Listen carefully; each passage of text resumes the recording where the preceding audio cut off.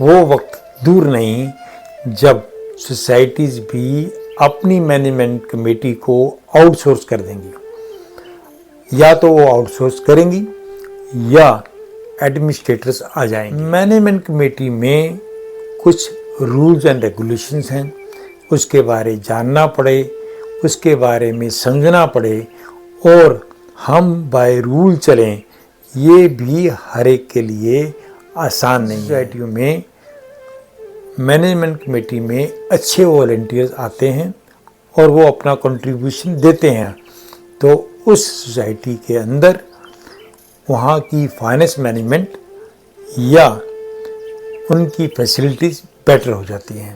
नमस्कार, सत श्री अकाल। आज के इस टॉपिक में मैनेजमेंट कमेटी में लोग क्यों नहीं आना चाहते हैं।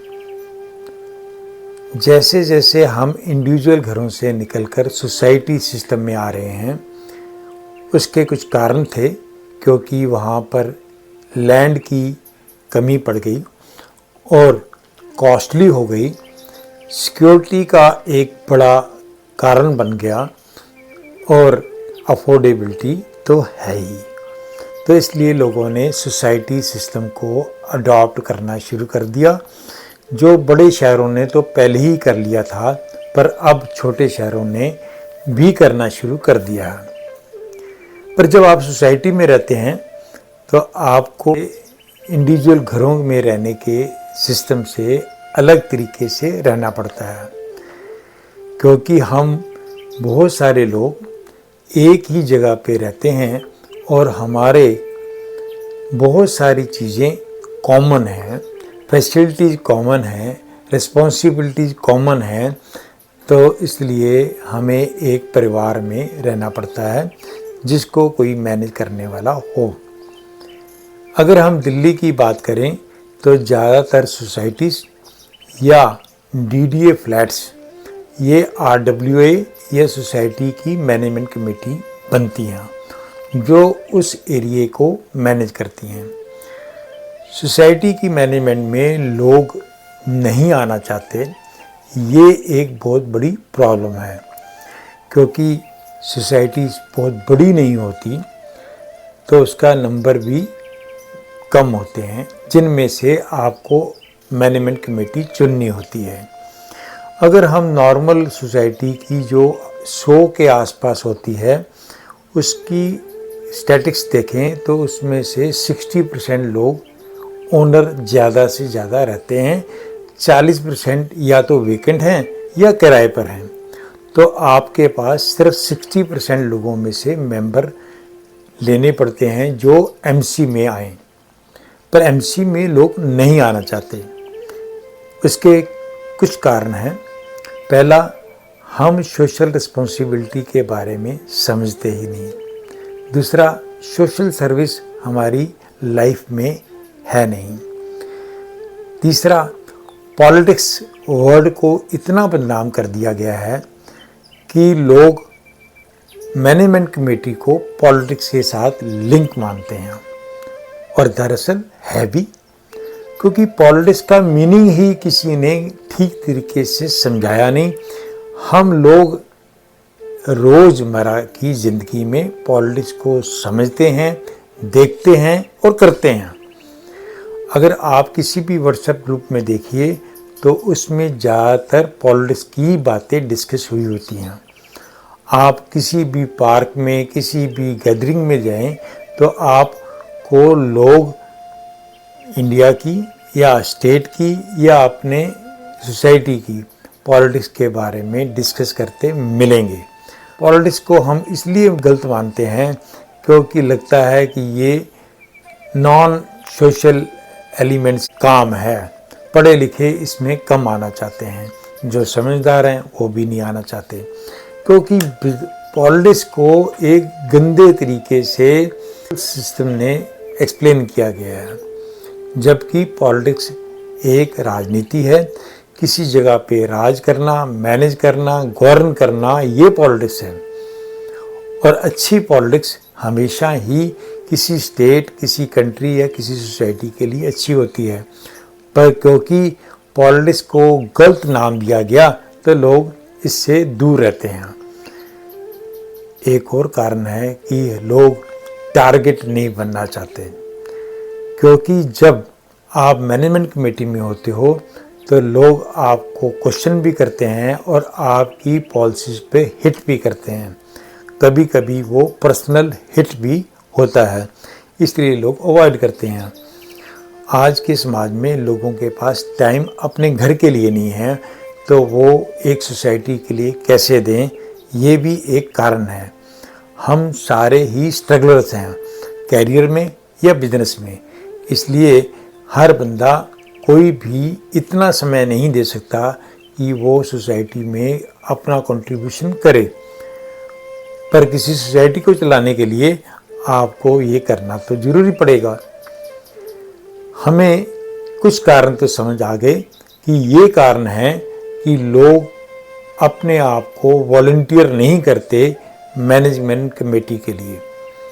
पर जिन सोसाइटियों में मैनेजमेंट कमेटी में अच्छे वॉलंटियर्स आते हैं और वो अपना कंट्रीब्यूशन देते हैं, तो उस सोसाइटी के अंदर वहाँ की फाइनेंस मैनेजमेंट या उनकी फैसिलिटीज़ बेटर हो जाती हैं, क्योंकि आपने ही अपने पैसे को ठीक ढंग से इस्तेमाल करना है। पर अगर आप मैनेजमेंट कमेटी से बाहर चले जाते हैं और फेंस सिटर बन जाते हैं, या हमेशा ही किसी मैनेजमेंट कमेटी को आप कंप्लेंट देते हो, तो आप कभी भी अचीव नहीं कर पाते। मैनेजमेंट कमेटी हमेशा ठीक होती हैं, ये भी कहना गलत है, क्योंकि हर जगह पे हर तरीके की लोग मिलते हैं। हमारे बैकग्राउंड ही कुछ ऐसे हैं जहाँ पे हमने मैनेजमेंट नहीं देखी, जहाँ पे हमने डिसीजन मेकिंग सीखी नहीं है। हर कोई लीडर होगा ये कहना भी मुश्किल है। इसलिए मैनेजमेंट कमेटी में ज़्यादातर लोग जो कुछ लीडरशिप जानते हैं या उसके बारे में इच्छा रखते हैं या एक स्टेटस सिंबल के लिए आ जाते हैं। बुजुर्ग या रिटायर्ड पर्सन जिनके पास टाइम ज़्यादा होता है ज़्यादातर मैनेजमेंट कमेटी में देखे जाते हैं। पर मैनेजमेंट कमेटी में कुछ रूल्स एंड रेगुलेशंस हैं, उसके बारे जानना पड़े, उसके बारे में समझना पड़े और हम बाय रूल चलें, ये भी हर एक के लिए आसान नहीं है, क्योंकि हमारे यहाँ पर रूल तोड़ना एक कल्चर है। और ये जब हम किसी को गवर्न करते हैं सोसाइटी को, वहाँ पे छोटी मोटी प्रॉब्लम तो हम सॉल्व कर सकते हैं, पर जब बड़े क्राइसिस आते हैं, जैसे कि कुछ लोगों की इनफाइट या स्ट्रक्चरल प्रॉब्लम या कोई कॉस्टली प्रोजेक्ट आ जाना जो सेफ्टी के साथ कंसर्न हो, सिक्योरिटी के साथ कंसर्न हो, वहाँ पे डिसीजन मेकिंग बहुत इम्पोर्टेंट होती है और हर कोई डिसीजन मेकर नहीं होता। जिस तरीके से हालात हमने देखे हैं, लोग मैनेजमेंट कमेटी में नहीं आते तो एडमिनिस्ट्रेटर्स आते हैं और बहुत सारी सोसाइटी अब एडमिनिस्ट्रेटर्स के पास चली गई हैं। जिस तरीके से हम हर एक चीज़ को आउटसोर्स कर रहे हैं, जैसे कि सिक्योरिटी, हाइजीन या आपकी प्लम्बिंग, इलेक्ट्रिकल सिस्टम, सारे हम आउटसोर्स करते हैं। ऐसे ही वो वक्त दूर नहीं जब सोसाइटीज़ भी अपनी मैनेजमेंट कमेटी को आउटसोर्स कर देंगी। या तो वो आउटसोर्स करेंगी या एडमिनिस्ट्रेटर्स आ जाएंगे, क्योंकि आरसीएस के रूल के हिसाब से जो मैनेजमेंट कमेटी उनके रूल के हिसाब से नहीं चलती, वहाँ पे वो एडमिनिस्ट्रेटर लगा देते हैं।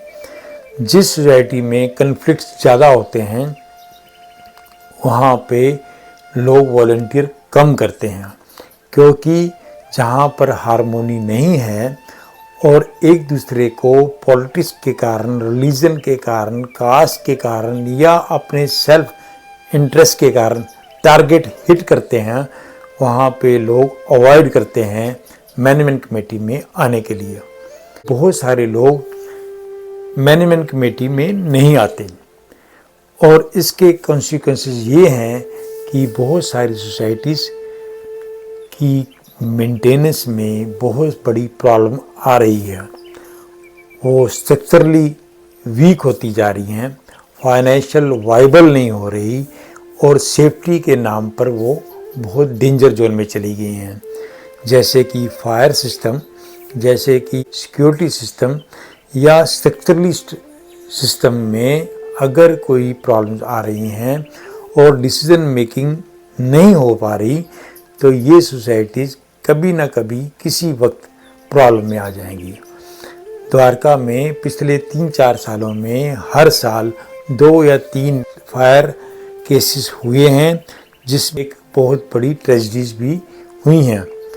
ये इसलिए हुई क्योंकि मैनेजमेंट कमेटी में लोगों का पार्टिसिपेशन कम है और लोग कम आ रहे हैं। सोसाइटी की मैनेजमेंट में आने के बहुत फ़ायदे ये भी हैं कि जहाँ पर आप सोसाइटी सिस्टम को समझेंगे और सोसाइटी को बेटर करेंगे जिसमें आप ही रहते हैं, उसके अलावा आपको पॉलिटिकल सिस्टम के बारे में भी अवेयरनेस बढ़ती है।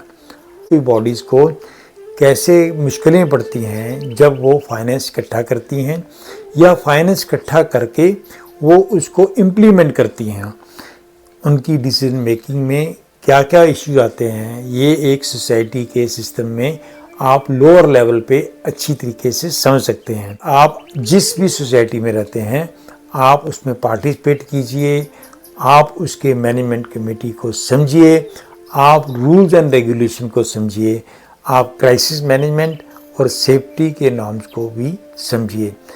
अगली वीडियो के अंदर मैनेजमेंट कमेटी कैसे होनी चाहिए इसके बारे में बात करेंगे। अगर आपको ये वीडियो अच्छी लगी आप सब्सक्राइब कीजिए, लाइक कीजिए और शेयर कीजिए। नमस्कार, सत श्री अकाल।